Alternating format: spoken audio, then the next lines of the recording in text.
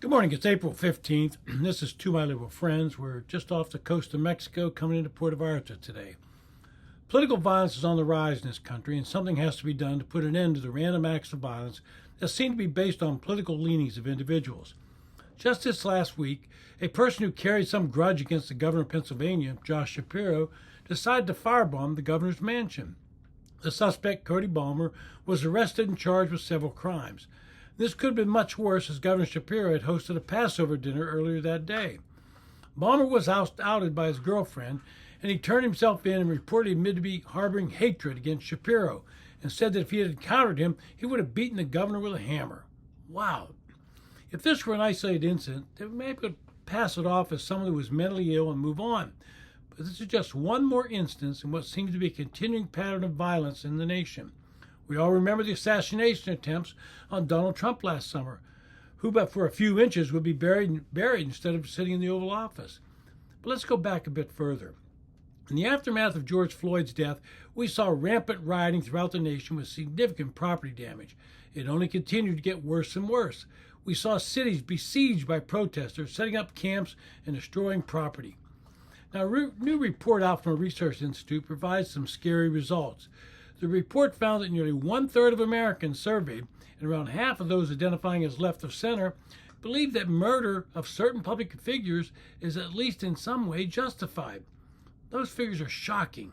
38% of respondents and 55% of those left of center said assassinating Donald Trump would be at least somewhat justified.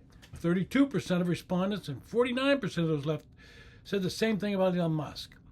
40% of respondents and 58% of those on the left deem it somewhat acceptable to destroy a Tesla dealership, and they felt the same way about damaging Tesla vehicles owned by private individuals. We see some of this attitude towards violence and how people feel about the murder of Brian Thompson, the CEO of United Healthcare, by Luis Mangione.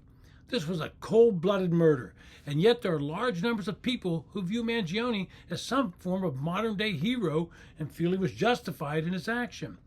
On CNN this week, during a broadcast they had a show about misfortune extreme America, host Donnie O'Sullivan largely focused on far-right figures, but lumped in supporters of Mangione, who has emerged as a folk hero among the far left after he was arrested for the murder of Brian Thompson, with some viewing it as retribution for the health insurance industry. He interviewed Taylor Lorenz and allowed her to fawn all over Mangione, basically calling him a hero.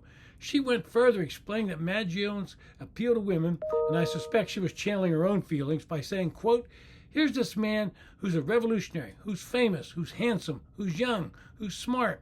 He's a person who seems like he's this morally good man, which is hard to find," end quote. How do you get to that opinion?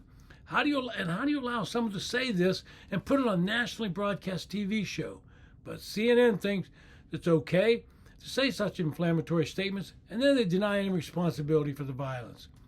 So what is the root cause of this violence? The first is intense political polarization. Voters feel that they're an existential threat in which their freedom and democracy itself depend on defeating opposing parties. Some voters become so polarized that they're willing to compromise democracy for partisan gain and even to excuse violence perpetrated by their party's supporters.